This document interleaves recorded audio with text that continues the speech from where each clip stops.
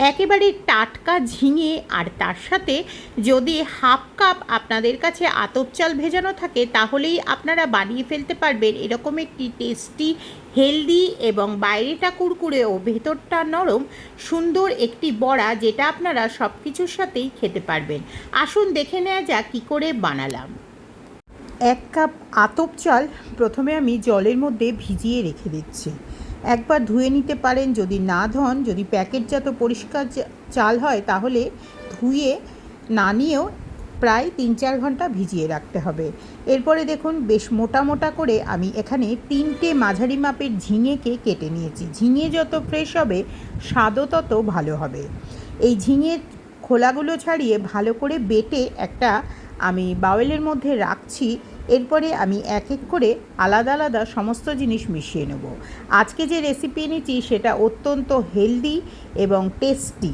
বিকালের চা বলুন, অল্প খিদে বলুন, ডালের পাতে বলুন, যে কোনো সময় কিন্তু এই খাবারটা আপনারা খেতেই পারেন।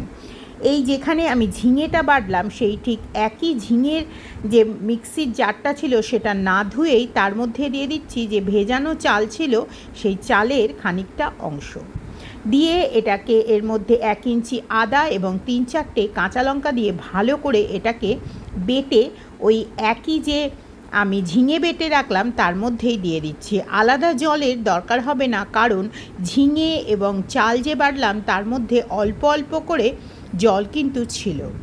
এরপরে মিশিয়ে দেব এখানে 3 থেকে 4 চামচ মতন বেসন। আমি এখানে ছোলার ডালের বেসন ব্যবহার করছি, আপনারা চাইলে মটর ডালেরও বেসন ব্যবহার করতে পারেন।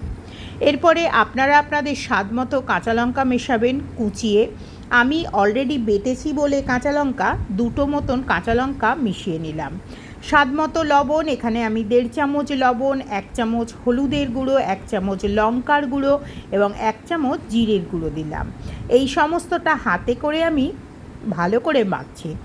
আপনারা যদি হাতে না কমফোর্টেবল হন যে কোনো স্পুনও ব্যবহার করতে পারেন। এরপরে দিয়ে দিচ্ছি খাবার সোডা, দিয়ে এটাকে আরও ভালো করে একটা স্পুনের সাহায্যে মিশিয়ে নিচ্ছি। খাবার সোডা মেশাবার পরে 2 থেকে 3 মিনিট রেখে দেবেন, তাহলে খাবার সোডাটা অল্প হলেও ফুলে উঠবে। খাবার সোডার ভেতরে যে সমস্ত ইনগ্রিডিয়েন্টস দেওয়া থাকে সেটা ফুলে উঠবে। এখানে আমি আজকে সাদা তেলের ব্যবহার করছি। হাফ কাপ মতো সাদা তেল, মানে 3 টেবিল স্পুন মতন সাদা তেল দিয়েছি এবং তার মধ্যে হাতে করে আমি এই বড়ার আকারে, এটার কোনো পার্টিকুলার শেপ নেই, বড়ার আকারে আমি দিয়ে নিচ্ছি। একবার হাতে করে ভাজলাম আর একবার স্পুনে করেও দিয়ে আপনাদেরকে দেখিয়ে দিচ্ছি যে দুটো প্রসেসেই দেয়া সম্ভব, কারণ স্পুনে করে দেওয়ার কারণই হচ্ছে যে কনসিস্টেন্সি দুটোরই ইকুয়াল থাকলে আপনাদের কোনো রকম অসুবিধা হবে না।